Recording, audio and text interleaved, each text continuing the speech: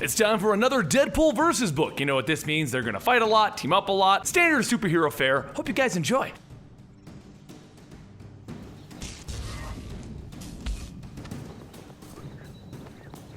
Welcome to the Complete Story series, where I take trade paperbacks and single issues and I break them down into digestible bites to help you understand. Then I read each dramatically back to you. All alterations to the panels, text, and images are to prevent copyright problems, and all art is owned by its respective companies. For Deadpool, it was just another day while he waits in line to get his coffee. But while talking to himself, Gambit notices him, and Deadpool begins by pulling out his sword. Gambit tells him it's been a while, and he ignites his cards. However, our story didn't start there. It all started with a Spider-Man Daredevil thing. You see, a little while back, Gambit and Deadpool posed as Spider-Man and Daredevil to pull off a diamond heist in a museum. Their partner Chalmers set the operation up, and while playing with one of the diamonds, Gambit dropped it. As he reached down to pick it up, Deadpool asked him why they don't do more cons like this, and that's when Gambit tells him it's because of the inevitable double cross. And then he ignites the diamond, flicking it at Deadpool's face. Gambit begins to escape, but Deadpool chases after him, shouting, "You better run! I'm so mad right now! I'm gonna kill you, you French guy! So mad that I can't even come up with a good thing to call a French guy!"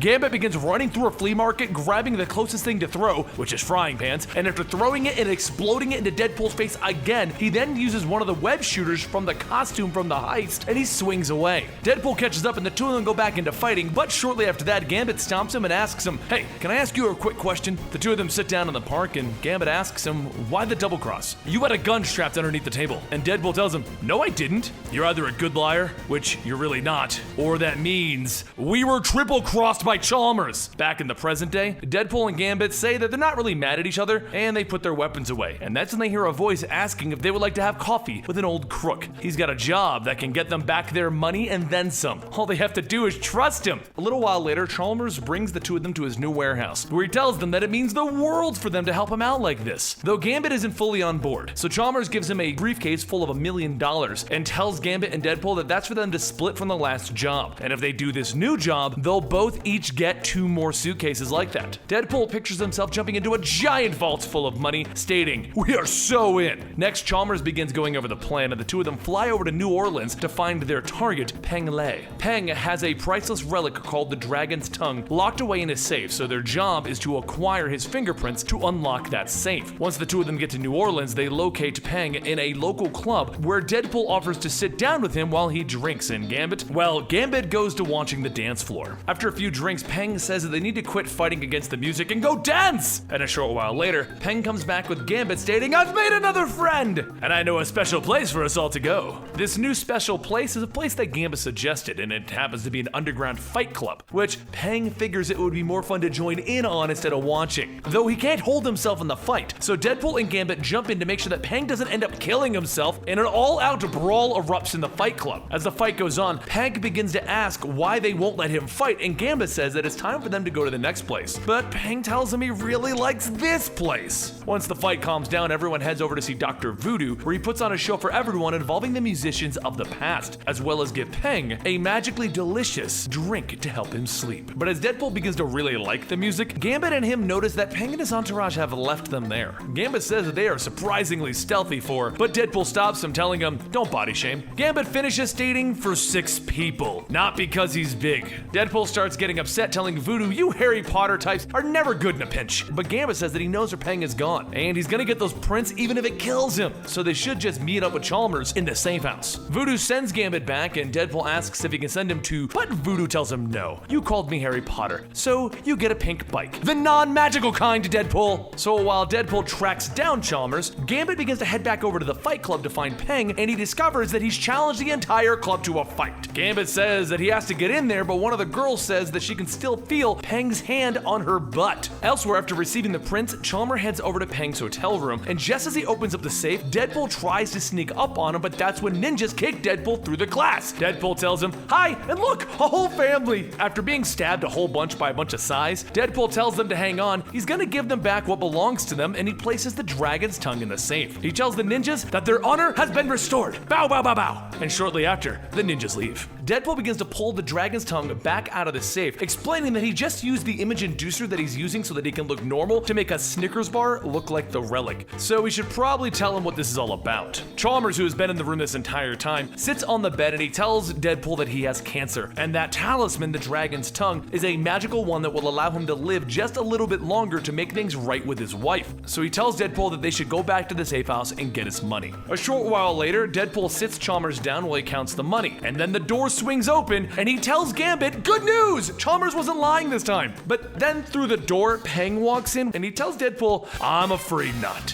That's when Deadpool notices Chalmers and the money are gone. Deadpool gets up stating, look, I don't have the tongue anymore, so I'm not all magical. And then Peng rips his shirt off, stating that he is not Peng Lao, he is the immortal weapon Fat Cobra, and he was foolish to take his life's prize. Elsewhere, Gambit runs to the safe house to tell Deadpool what's going on, and as he walks in, he sees Deadpool sitting in a chair telling him, you're late. Gambit tells him he won't believe what happened, but Deadpool says, no, you won't believe what happened. Our Mark, he wasn't some plus-size Chinese businessman. He's a guy that calls himself the Fat Cobra, and he beat the life out of me, being punched and thrown around and through a wall, but the worst part is my healing factor isn't kicking in. Gambit responds with, well, what happened to me was even worse. It happened to me. I rescued Peng's entourage, some twice, and then when I went to go say goodbye, I touched the woman's hand and it ignited and exploded. I then rushed her to the hospital, but I had to leave when Peng heard about it. I couldn't control it, and now it happens whenever I touch anyone, so it's probably about time that we get out of New Orleans, Deadpool. Once Gambit gets Deadpool to the hospital back home, he starts thinking about why are their powers all messed up? It's like they're scrambled, and that's when he gets it. The mutant criminal with the power to scramble powers. The one they sold that swampland to in Florida, and the guy thought he was getting a vineyard. Deadpool says it was the Scrambler, of course. They've got to go find him. The two of them head out, and they find the Scrambler having a bad guy barbecue, which Gambit decides that they're going to crash. Gambit tells Scrambler to keep his hands where he can see them, but that's when they look at the bad guys just looking at them, and Deadpool says, it doesn't look like he's doing it. So what's the plan now?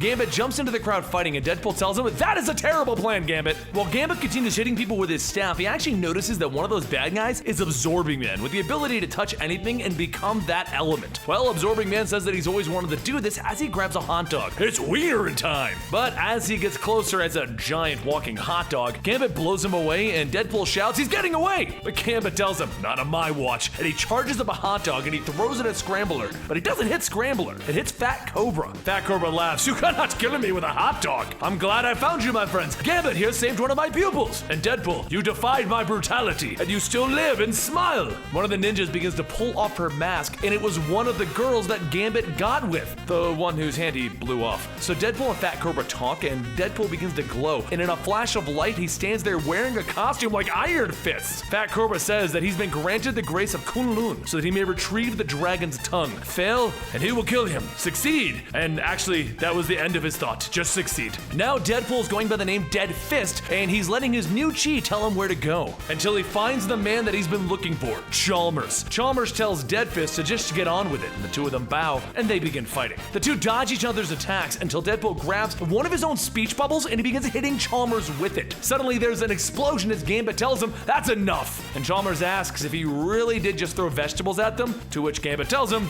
yes, snap peas and wee carrots. Deadpool asks Gambit if they should split up, because how did everyone know that they were coming? And Gambit points to the camera stating that they are on live television. So Chalmers asks if him and Dead Fist should keep fighting, and Gambit tells him, no, I need Deadpool to use his chi and find Scrambler. I haven't kissed anyone in weeks. Weeks! I'm beginning to feel like Rogue. So Deadpool responds with, we can go. I just need to beat up Chalmers for the relic. But Chalmers responds with, you're not gonna find it. I hid it someplace you'll never find it. Suddenly Deadpool gets a vision and shouts, is it in a tree? What? Are you reading my chi? And Deadpool tells him, yes, I'm reading your chi. Chalmers slaps his hand away stating, don't do that, cut it out. Deadpool then says he knows where the tree is. Chalmers hid it in a tree, somehow. Anyway, Gambit should come with them because two streams always turn into one mighty brook. Paths converge if you let them. Chi 101. Gambit then asks him, so I should come with you to the tree and somehow Scrambler's gonna show up?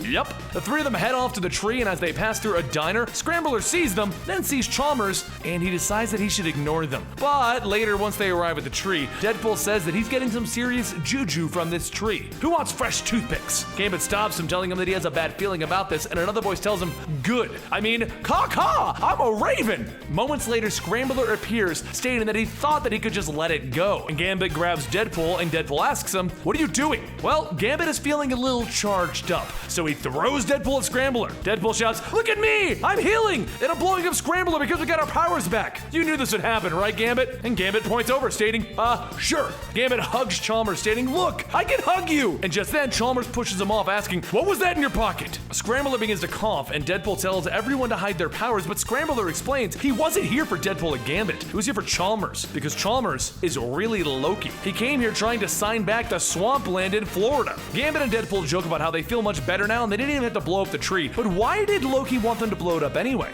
From out of the tree, a raven tells them that Loki cannot take action against the tree by the council, the All-Planter, because if he did, he would be in so much trouble as the tree is connected to Yggdrasil. Loki then explains that by manipulating a fight between the Kunlun and Asgard, Asgard would fall and he would find a suitable place that he could offer as a replacement. But it was all undone by these humans! It's so maddening! Loki then kicks the tree and the warriors of Asgard state, didst, he didst, not even. Loki says, maybe no one saw that. And the raven tells him, some did. The Asgard warriors then appear and take Loki away. Deadpool then confirms that the only thing left to do is give Fat Cobra the tongue back. And the raven tells him that they don't even have to take a single step. And then from the light, Fat Cobra walks out. He tells Deadpool that he thought through their battle that Deadpool was noble, but really he's just extremely dumb and crazy. So he will not represent Kunlun any longer. Gambit, on the other hand, Gambit tells him he's gonna have to pass, but here he can have the tongue back and he's sorry that they stole it. They were kind of duped into doing it. Fat Cobra tells him that he will bid them farewell, but next time they will meet as friends and they shall drink. So prepare their livers for the greatest challenge of all. As Deadpool and Gambit walk off, Deadpool says that it was kind of cool. They ran schemes with a god of schemes. And Gambit tells him, yeah, but as his pawns. But it was Loki, neato! So that explains any plot holes, like why we weren't even doing any cons together in the first place. All of it came together because of Loki magic. And that concludes Gambit versus Deadpool. Another fun side story for Deadpool. The next one is what happened if Deadpool found the symbiote. So hey, that's gonna be fun. Don't forget to follow me on Twitter at Comicstorian and Instagram at Comicstorian, and I'll see you guys next time right here.